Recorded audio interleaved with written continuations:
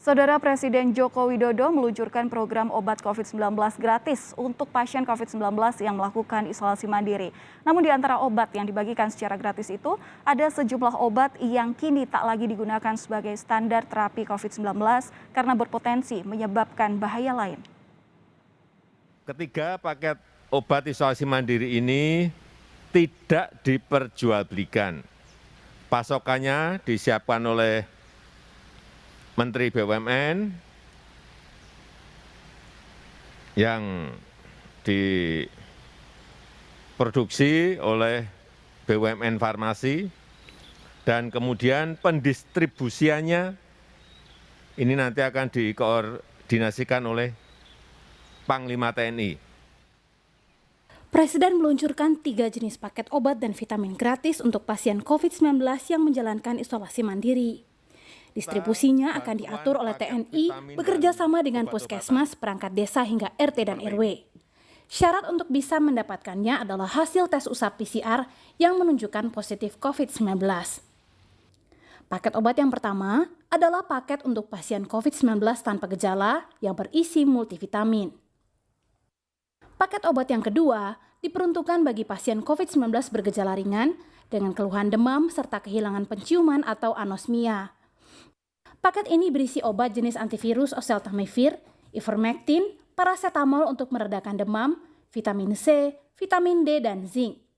Penggunaannya harus disertai dengan konsultasi dan resep dokter, terutama dokter puskesmas. Paket obat yang ketiga diperuntukkan bagi pasien COVID-19 bergejala ringan dengan keluhan demam dan batuk kering. Isinya hampir sama dengan paket obat kedua, namun ada tambahan obat jenis antibiotik azitromisin dan obat batuk ambroxol. Seluruh penggunaan obat harus dikonsultasikan dengan dokter. Namun per 14 Juli 2021 lalu, 5 organisasi profesi kedokteran merevisi protokol tata laksana COVID-19, yakni tidak lagi memasukkan obat oseltamivir dan azitromisin dalam standar perawatan pasien COVID-19. Dalam revisi tata laksana COVID-19 baru itu, penggunaan oseltamivir kini hanya sebagai obat tambahan jika pasien juga terinfeksi virus influenza. Ya, jadi oseltamivir memang obat bagus untuk influenza, tapi obat virus, tapi untuk influenza bukan untuk COVID-19. Jadi kalau ada influenza selain COVID ya boleh, namun di Indonesia saya kira amat sangat jarang. Jadi prinsipnya oseltamivir bukan obat untuk COVID-19.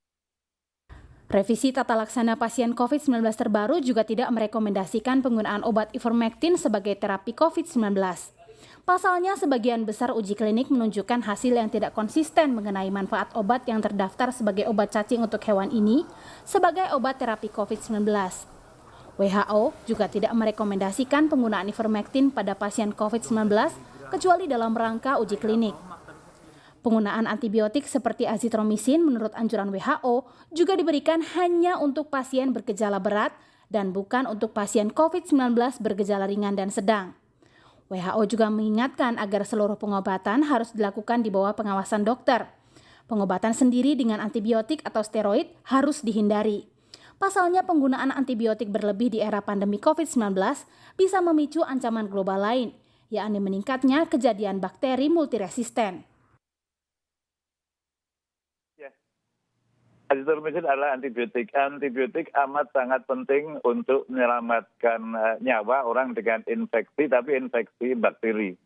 Kalau dipergunakan sembarangan terlalu banyak tanpa indikasi yang benar, akan timbul resistensi. Yang resisten bukan kita, namun bakterinya. Jadi bakteri yang terlalu sering dapat azitromisin ini kemudian menjadi resisten. Nah, kalau dia resisten terhadap azitromisin, maka bakteri ini kemudian menjadi sulit diatasi. Yang sekarang relatif mudah beberapa bakteri diatasi.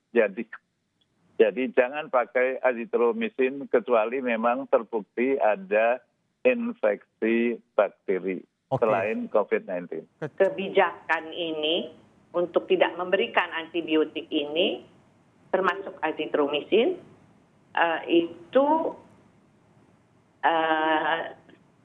sampai ke lapangan gitu. Oke. Jangan sampai kebijakannya sudah ada, tetapi di lapangan antibiotiknya masih dibeli bebas. Dan kedua, sosialisasi. Saya ingin ada sosialisasi sehingga masyarakat itu paham. Azitromisin itu bukan obat COVID. Apalagi ya, salah satu concern kami terkait azitromisin untuk jangka pendek, dia meskipun jarang, dia bisa menimbulkan efek samping pada irama jantung. Atas perubahan tata laksana perawatan pasien COVID-19 ini, pemerintah pun diharapkan melakukan evaluasi dan penyesuaian terhadap paket obat gratis untuk pasien isolasi mandiri. Para tenaga kesehatan dan pasien juga harus cermat menggunakan obat, terutama untuk obat oseltamivir dan antibiotik agar tak menjadi ancaman bahaya di kemudian hari. Tim Liputan, Kompas TV.